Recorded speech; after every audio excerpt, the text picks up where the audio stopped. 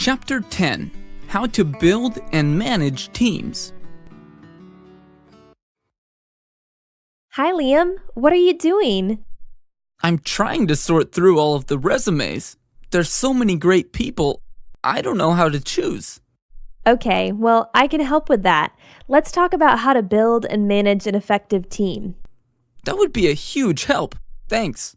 Okay, well, let's discuss the first step.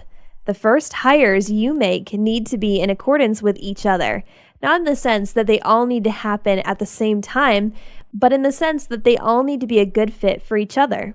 There's a theory that the first 10 people you hire will shape the company, that the company will become them.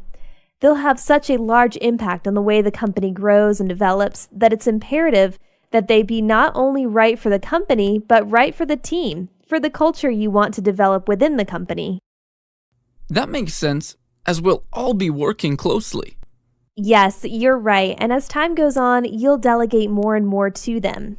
Those first 10 will go on to hire the next 50, and even if they leave because they chose the people to work for them, their process, DNA if you'd like, the way that they work and do business will persist in the people that they brought on and learned from them.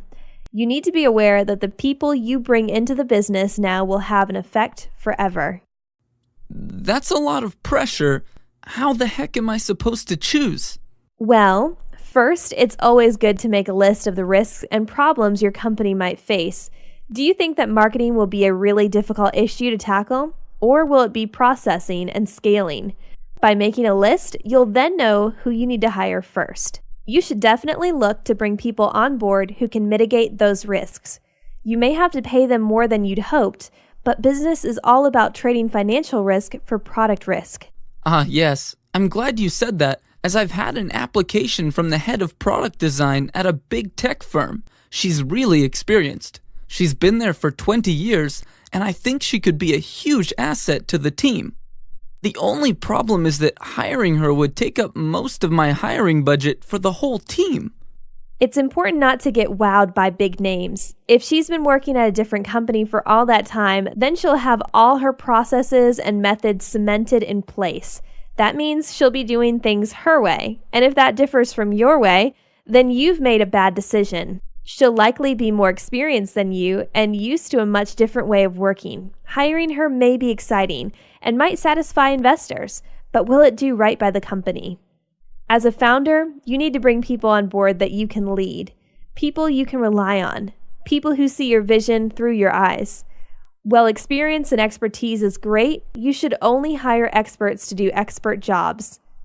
Otherwise, look for innovators, people who can bring new ways of thinking to your company. Those people will be problem solvers, and they'll be adaptable and malleable. So I need to make sure that everyone I hire is prepared to follow me blindly? No, of course not. But bringing in a big player early on can sometimes be a bad move because they're used to a bigger piece of pie than what you're offering. You need to build a cohesive team that looks to you for inspiration and leadership, and in turn, you need to provide it. This sounds like a big deal. So how do I do that? How do I lead people, make them happy at the company, and make them feel valued? I don't know how to manage a team like that. Equity share can be a great way to make people feel valued. If they share in the company, that shows your confidence in them to remain with you long term.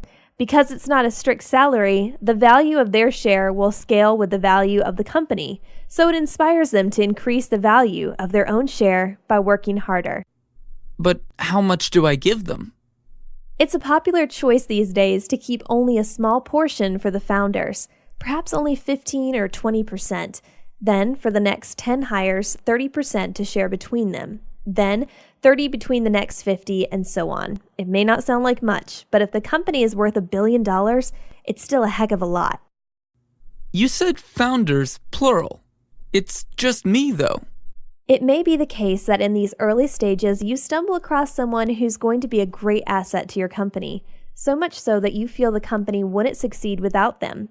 Giving someone a share of the company is one thing, but you can also retroactively make someone a founder. Doing that shows a lot of faith and trust and can not only solidify a relationship with that person, but also stands as an example to your whole company of the sort of person you are, generous and rewarding. That in itself is a key trait of a good leader. If you can recognize good work and you appreciate it, then your workers will work hard and receive that appreciation. Everyone wants to be recognized for the things they do, and the chance to work at a company where they can pursue their own ideas, work in a great, diverse environment, under founders who see them for the hardworking individuals they are, well, that's a dream few people ever get to realize. Lead by example, Liam, and bring together people that you want to represent the company, because in time, the company will become those people. Wow, Emma. Brilliant as always. Thanks. No problem. Good luck.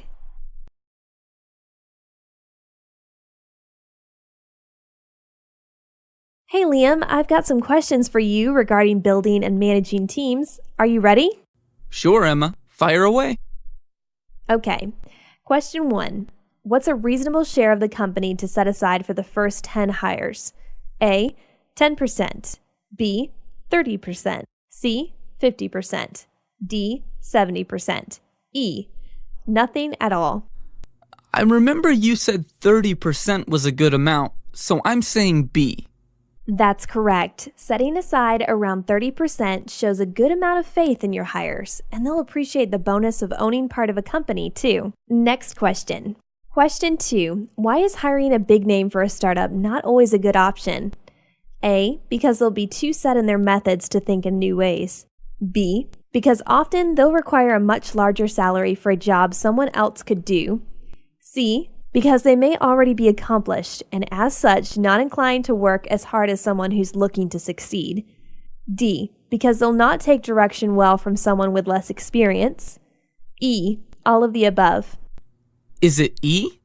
Yes, that's right. While those can be pretty big generalizations, hiring someone who's a big name in the industry can be a good or a bad move for a company. There's a risk involved, and as such, it may be that their big salary might be better served on other things. While they can bring great insights and knowledge, their way of doing things often doesn't mesh well with new startups. Question 3. When you're minimizing risks and hiring staff, what's the main trade-off that you need to consider? A, financial risk versus financial gain. B, financial risk versus process risk. C, financial risk versus product risk. D, financial risk versus investment risk. You said that you have to be willing to pay out to minimize the risk for the product, right? That it's better to be close to the line with finances than it is with the product. I'm saying C. And you'd be right too.